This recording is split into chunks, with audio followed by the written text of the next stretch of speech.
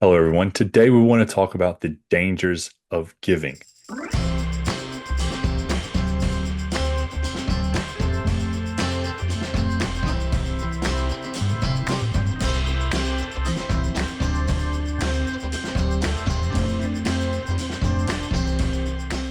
And Jason and I, we've talked about it, and we believe that there are five stages of this.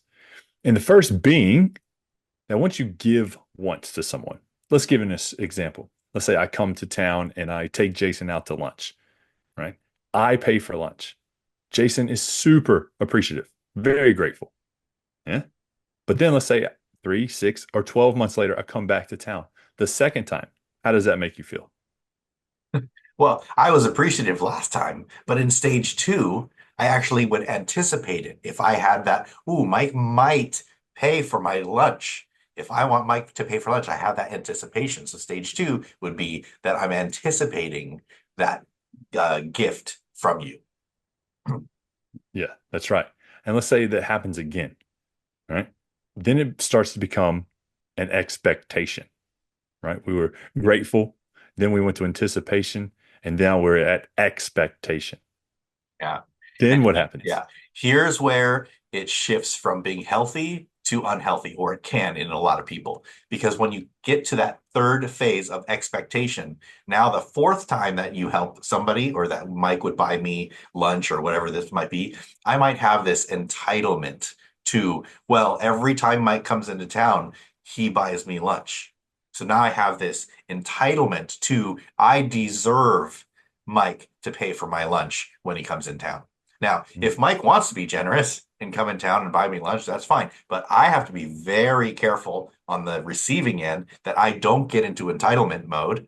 And Mike's got to be very careful that he is not encouraging this entitlement inside of me. So that's where it can become from healthy to unhealthy. Now, Mike, what comes after the entitlement of Mike better buy me some lunch? We'll get back to the episode in just a second, but we wanted to give you a gift just for being here today. Thank you so much. We've got a 3-part video workshop absolutely free for you. This workshop is designed to help you get organized with your money so that you can give yourself a 10% raise. When you give yourself a 10% raise, you are going to have more money. And when you have more money, we will show you exactly what to do with that money so that you can get on the path to financial freedom and start living your life, your ideal life today. You're going to learn how to get out of debt. You're going to learn how to save money. You're going to learn how to free up money so that you can invest for your future. If you're unfulfilled with life, whether it be at work, in your personal life, or with your money, then this is the workshop for you. Visit sentinelcoaching.com/raise. That's sentinelcoaching.com/raise, or click the link in the description. Now, back to the episode. It then becomes a dependency. Now you're dependent upon me paying for lunch every single time. So you don't even put it in your budget, right? Where does this money come from? And you got to be very careful, like Jason's saying. And this can be in any story, any situation. We just gave an example of when I come to town and me and Jason go out to lunch. But you could see this in government programs or charities, right? They got to stay on the healthy side of this of these steps because once someone becomes entitled or even dependent on a government system, that's when it becomes unhealthy. And why would they change? Why would they do something if they continue to receive those benefits and that money? Right? I understand there's situations where that's always not always the case, but a lot of the times you can start to become dependent on any kind of giving. So we just want you to be aware of that for this time of the year, right? The end of the year, it's kind of scary. Yeah, and I really want to we're not anti-givers. That's not what we're talking about. We're not talking about never give anything and every time you give something that you're contributing to these phases to where if you give something to somebody, then you're always going to have a dependent person. That's not what we're talking about. We're talking about the slow migration of this giving receiving thing could lead to, in an unhealthy way, could lead to the dependency.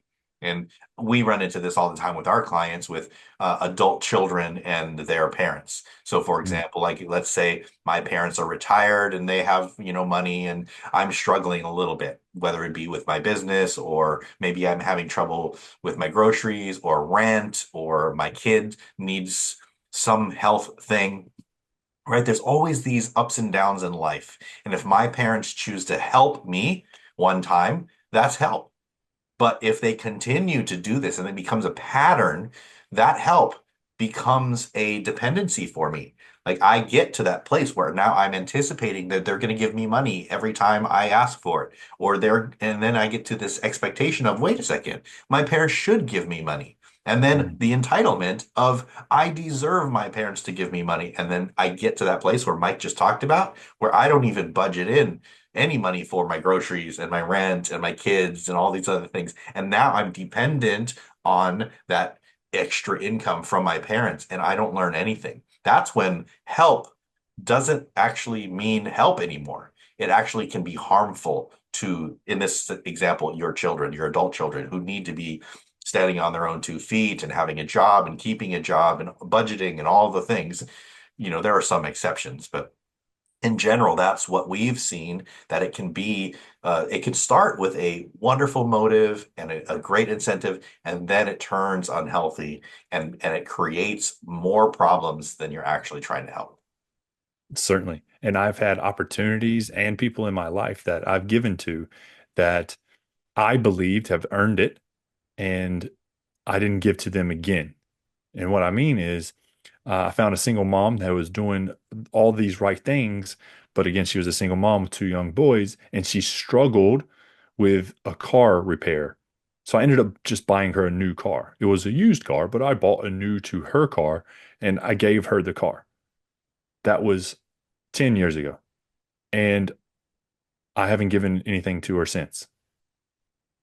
But she was able to use that to continue to be motivating in her situation and to her boys because we've kept in contact, but she didn't become entitled or dependent upon my giving, right? It was a one-time thing in that season of her life. So that was, I thought, a good example to always give. Because like Jason said, we are big givers, right? We want you to give. I mean, that's my whole reason of you getting out of debt. I want you to become debt free so you can give more of your money and your time because it's hard to give when you're broke in either one of those. Hmm. And a good thing of a cool thing that I've enjoyed is what I give to is not going to be the same as what you give to, right? So when you have more money in your life by getting out of debt and not giving it all away in interest, you get to give to whatever you want to give to. And it's a really fun place to be in. Yeah, that's really fantastic. So if you are struggling, I mean, again, we want you to be givers. We love giving gifts. We love giving money. We love giving time. We love giving knowledge. We love giving, giving, giving. This is great. But how do you decide or know when giving with the intention of help becomes harm? And I have just this really simple, bare bones way of knowing this. If whatever you are giving, time, knowledge, money, resources, whatever, if whatever you are giving is causing the person to have a better life, and actually they are understanding that it keeps them motivated, like Mike was talking about, to do good things, if they are bettering themselves, then I would say that's probably helpful.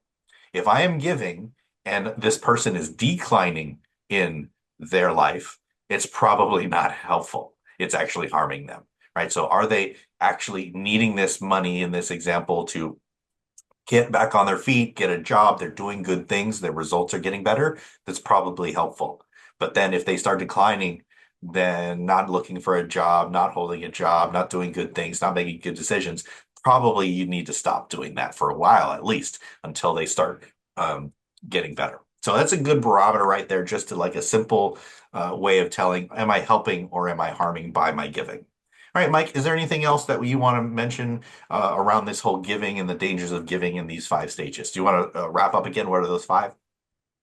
Yeah. So again, the first stage of what we're talking about of the dangers of giving is appreciation, right? Gratefulness. Step two is anticipation. If you start having a shift or noticing a shift in something that you're giving to.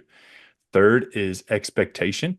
Fourth is entitlement. And fifth is dependency.